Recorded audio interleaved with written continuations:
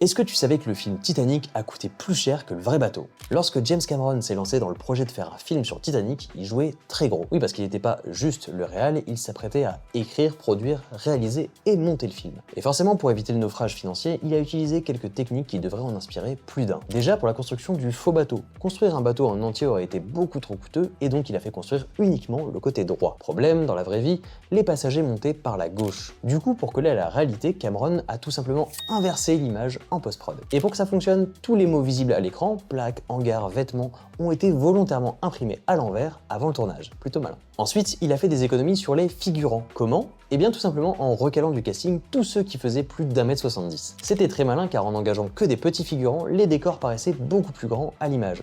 On a donc l'illusion du luxe, de la grandeur, sans pour autant exploser le budget menuiserie. Et rien qu'avec ça, Cameron estime avoir économisé 1 million de dollars. Malgré tous ces efforts, le budget qui était de base estimé à 110 millions de dollars est vite passé à 200 millions, soit 50 millions de plus que le vrai Titanic construit en 1912. Et donc pour assurer les distributeurs, Paramount et 20th Century, Cameron a tout simplement abandonné son salaire, estimé à 8 millions de dollars, en échange de parts sur les éventuels bénéfices du film. Et il a eu du pif le James puisque Titanic a fini par rapporter 2,2 milliards de dollars au box-office, même si Rose aurait pu faire une petite place sur son radeau. Et si tu veux d'autres secrets de tournage sur des films cultes, tu peux t'abonner.